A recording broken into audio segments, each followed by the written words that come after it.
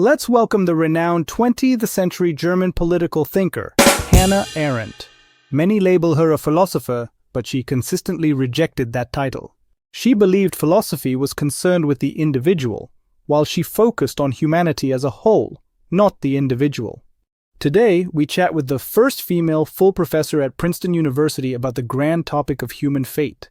Hello, Professor Arendt. Thank you, brother. However, I think there's no need to emphasize the female professor label. I'm not interested in being that exceptional woman. Oh, I apologize, Professor Arendt. Let's get right into it. As a political thinker, your concept of the banality of evil in Eichmann in Jerusalem stirred a lot of controversies. Could you shed light on this matter? Of course. Eichmann was a high-ranking Nazi officer in charge of implementing the so-called final solution, the extermination of the Jews.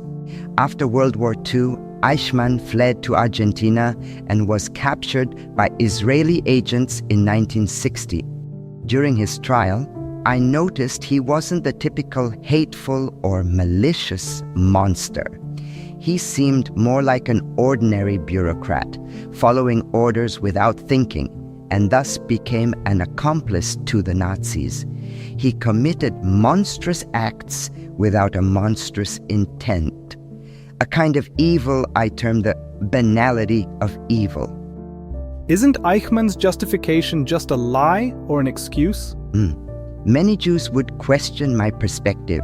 However, having personally observed the trial, Eichmann wasn't the intricate and captivating antagonist of dramas and novels, but displayed an extraordinary superficiality, not stupidity, but a sort of banality of wickedness. So in your view, how does this banality of evil emerge?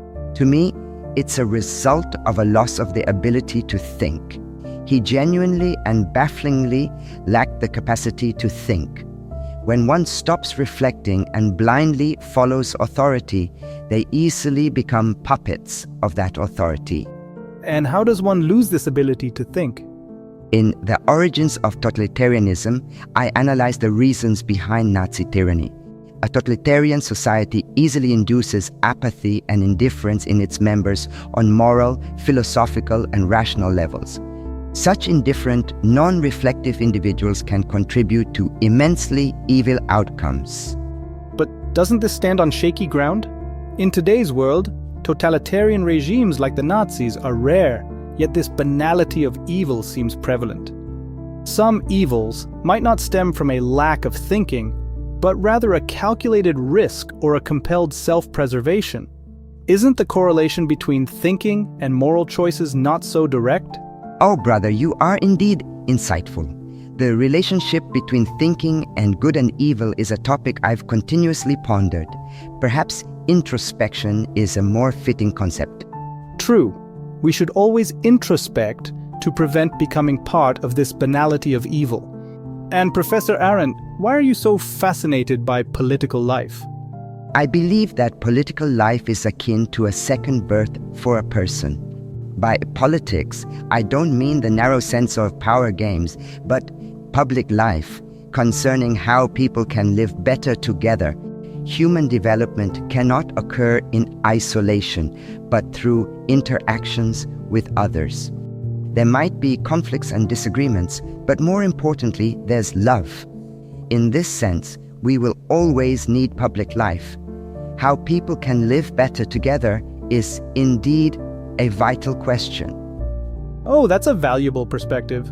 With modern technology, people can connect more closely, yet we seem lonelier. Between nations, as mutual understanding deepens, there should ideally be friendly interactions. However, many diplomatic relations today are marked by sharp confrontations. Perhaps we can reflect on the political life of the Athenian city-states in ancient Greece, which revolved around virtue, justice, and the good life. Public and individual lives harmoniously converged in politics. In the open theater of life, through interactions with others, unique life stories based on communal foundations were realized. Your political perspective is truly vast, merging aesthetic judgment with political judgment. Having witnessed such horrifying events in human interactions, I began to rethink what political life should be. I believe that the politics of our world should not be oppressive, but rather should allow life to flourish and make the theater a possibility. The world isn't at peace, with humanitarian crises in some areas. What would you like to say to those living in such regions? In the darkest moments of my life, I contemplated suicide. But I love life too much. I can't give up. And I must strive to live with laughter and joy. Even in dark times, we can hope for illumination, not necessarily from theories or ideas, but from a sporadic, often faint light.